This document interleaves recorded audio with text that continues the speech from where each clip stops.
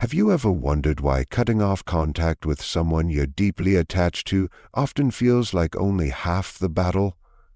Why does their presence linger in your mind, even when they are nowhere near? What if there is a strategy far more profound, one that transforms the unseen bonds holding you captive without them ever realizing it?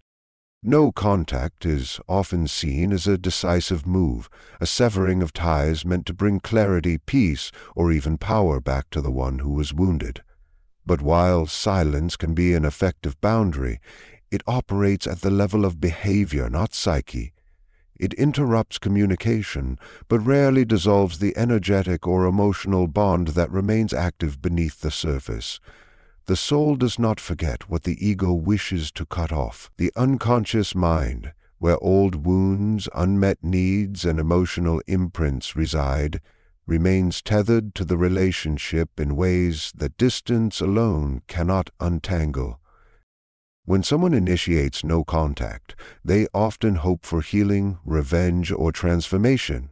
But what they may not realize is that the very act of cutting someone off, especially when emotionally charged, is still rooted in reaction. The bond remains intact, not through physical presence, but through internal fixation. Obsessive thoughts, emotional fantasies, imagined dialogues, and unresolved pain all serve as invisible threads that continue to bind one person to another. This is why no contact often becomes a silent struggle rather than a clean break. The person may be physically gone, but their presence haunts the psyche. They appear in dreams, in sudden waves of memory, in emotional triggers that erupt without warning. The silence becomes filled with projection and longing. The core issue is not contact itself, but the psychological meaning assigned to the other person. If they represented love, safety, validation, or redemption, cutting them off does not erase what they symbolized. Instead, it heightens the craving for that symbol. The heart clings, not to the person, but to the emotional archetype they activated. No contact in this case only buries the craving deeper, where it becomes more difficult to confront directly. It is like sealing a wound without cleaning it. It may look healed from the outside, but infection festers within. This is why no contact, though useful, is often mistaken for the solution. It is a doorway, not a destination. The deeper work lies beyond the silence, in the realm of self-inquiry, emotional shadow, and unconscious belief systems. It is not about avoiding the other, but understanding why they had power in the first place. What emotional need did they fulfill?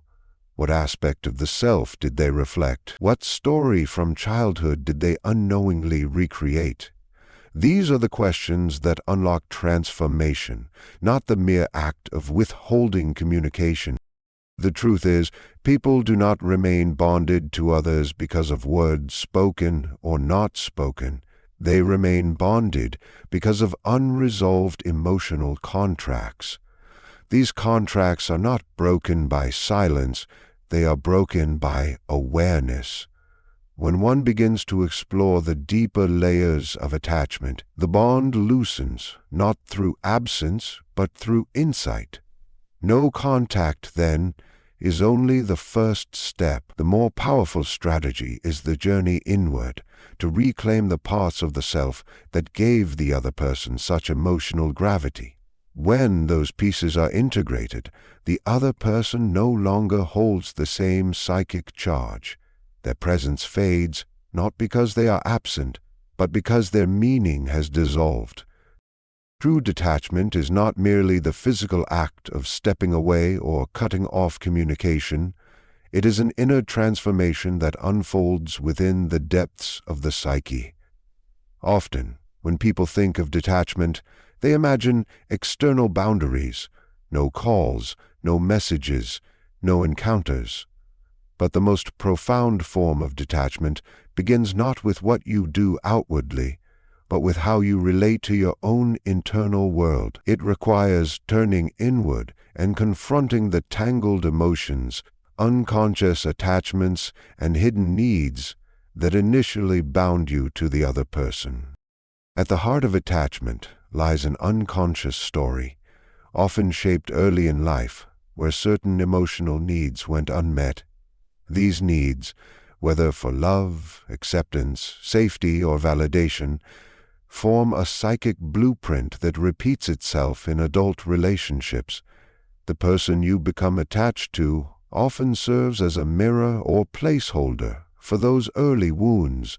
Therefore, no matter how much physical distance you create, the internal connection remains active as long as the emotional charge persists inside you.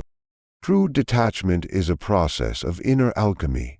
It demands you face your projections, the fantasies, fears, and expectations you have placed upon the other person, and realize that these images are not reality, but reflections of your own psyche. Instead of blaming or longing for the other to change or fulfill you, you begin to take responsibility for your own emotional state. This requires courage, because it means stepping into the discomfort of loneliness, uncertainty, and vulnerability, without retreating into familiar patterns of avoidance or denial. This inward journey is transformative because it shifts the locus of control from the external world to your own consciousness. You learn to observe your thoughts and feelings without being swept away by them, cultivating an awareness that creates space between impulse and reaction. This space is where true freedom arises, the freedom to respond rather than react, to choose presence over avoidance, and to cultivate self-compassion instead of self-condemnation. You stop chasing the illusion of completion through another person and begin the work of becoming whole within yourself. The fractured parts of your identity, the anxious, dependent, or wounded selves, are gently acknowledged and integrated. This integration weakens the magnetic pull the other once held over you, because it no longer serves as a bridge to a missing piece inside. Ultimately, true detachment is not about losing interest or shutting down emotionally. It is about reclaiming your wholeness so that your sense of self is no longer contingent on someone else's presence or approval. When you achieve this, your relationships change fundamentally. You engage not from need or fear, but from a place of centeredness and authenticity. This inner transformation is a strategy far more powerful than silence or avoidance, because it dissolves the unconscious bonds that no amount of physical distance alone can sever. The power that someone holds over us is rarely about who they truly are. It is more often about the projections we unconsciously place upon them.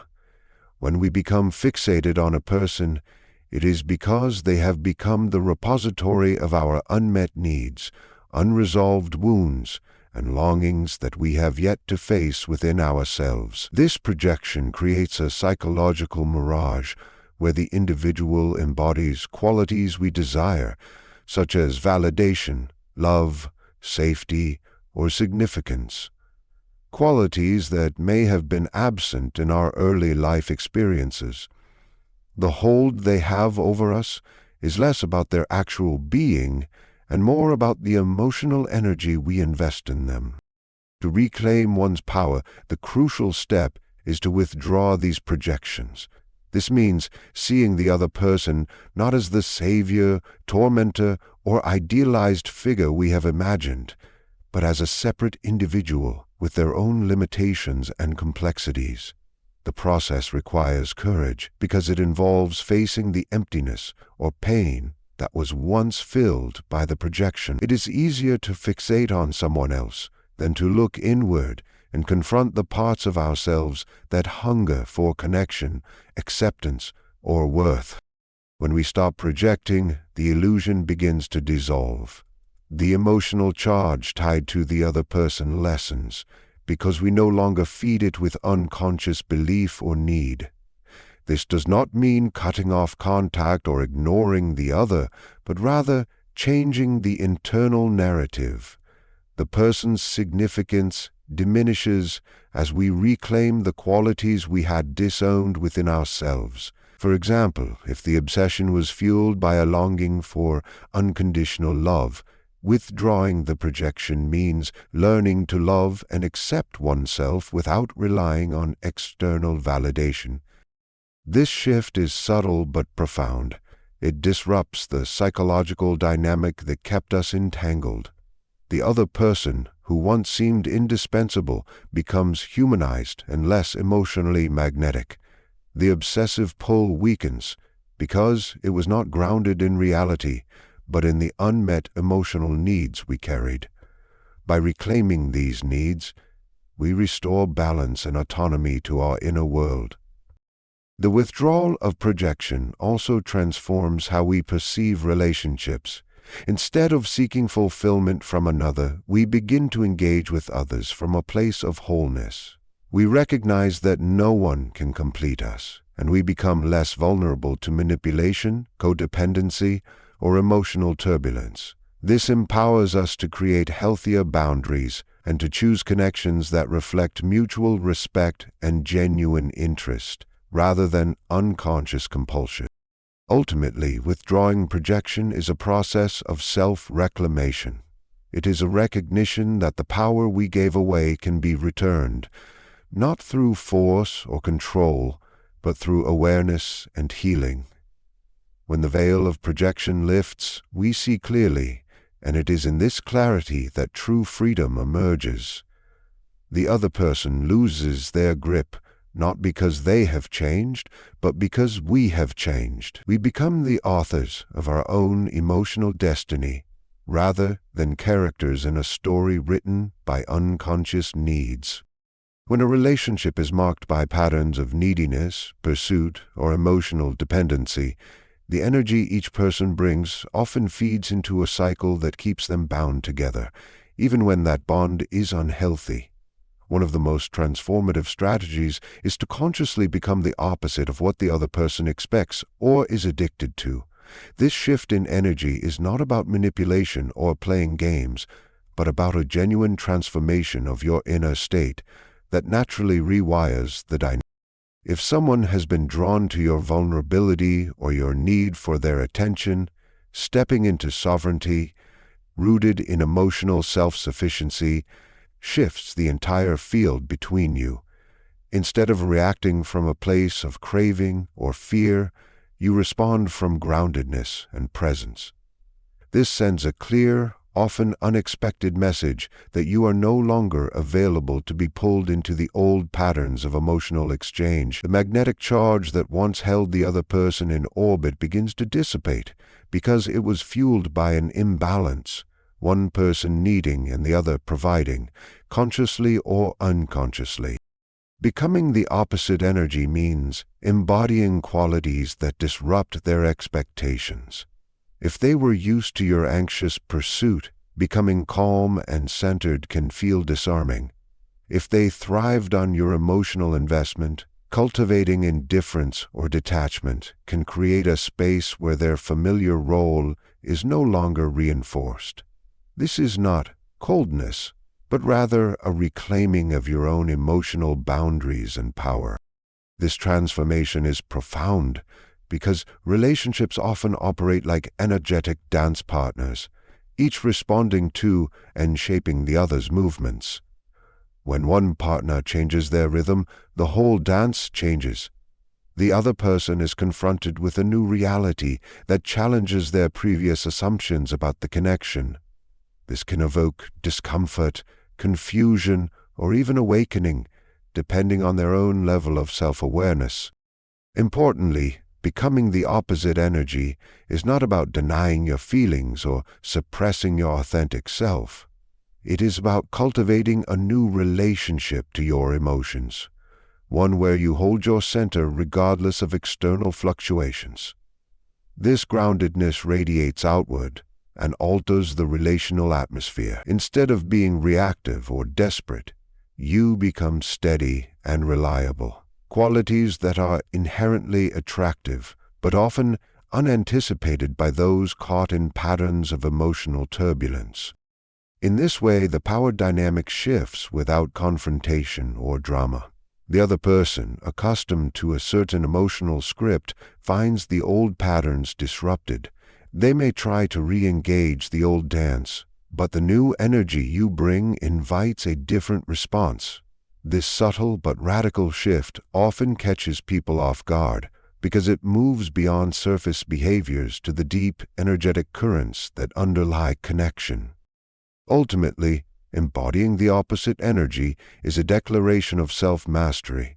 It is a way of saying, without words, that your worth and completeness are not contingent on their actions or presence.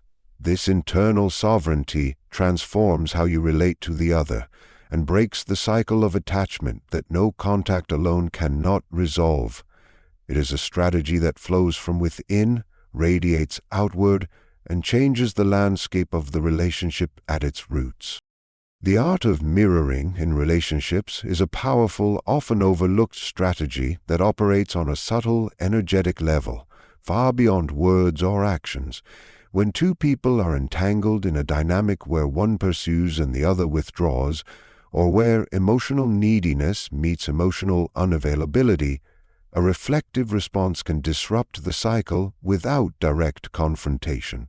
By calmly mirroring the emotional state of the other person, matching their detachment with detachment, their silence with silence, you create a space where their inner contradictions are laid bare without the need for explanation or argument. This mirroring is not mimicry or manipulation. It is a conscious reflection that holds up a psychological mirror to the other person. It allows them to see themselves through your steady presence, encouraging self-awareness rather than defensiveness. When someone is met with the same energy they are projecting, without added emotion or drama, they are often forced to confront their own internal conflicts, patterns, and motivations. The power of this strategy lies in its subtlety. Instead of reacting impulsively or trying to change the other person through persuasion, you become a calm, stable reflection of their emotional reality. This creates a pause in the relational dance, an interruption that can provoke insight or self-examination. They may begin to question their own behavior or feelings simply because they are not receiving the usual response that keeps the cycle going. Mirroring emotional states also protects your own energy. By aligning your emotional responses with theirs, you avoid escalating conflict or feeding into chaotic exchanges. It is a form of emotional containment where you hold your boundaries with grace and consistency. This steadiness can be disarming, especially for someone used to eliciting reactive or needy behaviors from you. It shows that you are no longer caught in the push-pull dynamic, but are instead a grounded presence. This reflective stance reveals the unresolved aspects within the other person. When faced with their own emotions, reflected back calmly, they may experience discomfort or confusion because it interrupts their usual narrative. This discomfort can become a catalyst for growth if they choose to engage with it consciously. They are given an opportunity to meet themselves honestly for the first time in the relationship. This approach requires patience and emotional discipline. It is not about winning or controlling the other person, but about maintaining your own integrity and inviting transformation through presence rather than words. By mirroring without judgment or escalation, you become an agent of change, simply by being whole and centered. Ultimately, this strategy operates on the deep psychological level, where true change occurs. It bypasses the ego's attempts at control and touches the unconscious patterns that govern relational dynamics. Through this reflective practice, you no longer chase or withdraw out of fear or need. Instead, you hold a space where both you and the other person are invited to confront reality as it is, opening the door to genuine transformation. Self-integration is the process of bringing together the fragmented parts of the psyche. the aspects of ourselves we have denied, hidden, or rejected because they felt painful, unacceptable, or vulnerable. These fragments often hold the key to why we become entangled in certain relational patterns, why we repeat cycles of longing, fear, or avoidance. When we fail to integrate these parts, we remain divided internally, and this division creates a psychic imbalance that others can unconsciously sense and react to.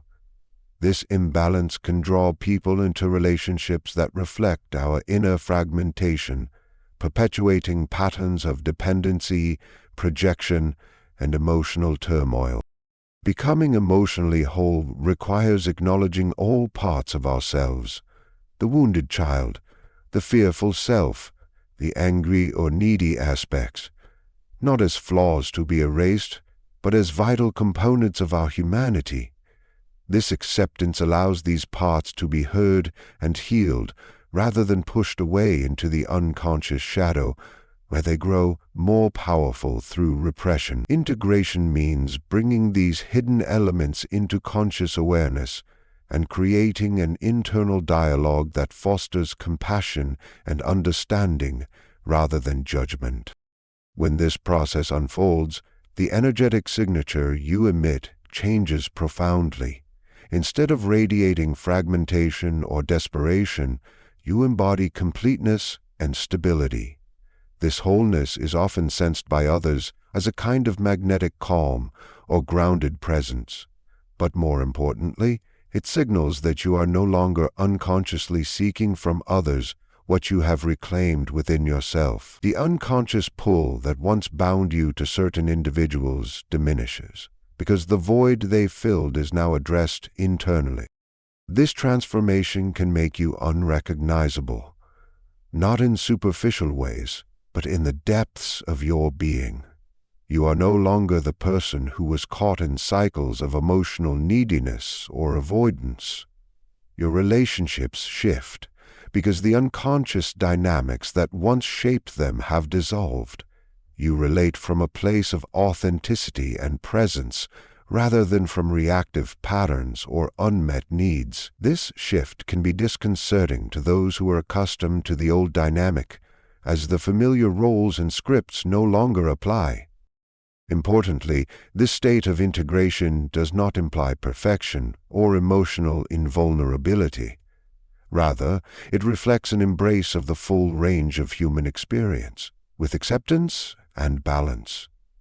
You learn to hold your emotions without being overwhelmed, to face discomfort without fleeing, and to engage with others without losing yourself. This inner strength is the foundation for healthier connections based on mutual respect, genuine interest, and shared growth, instead of unconscious compulsion.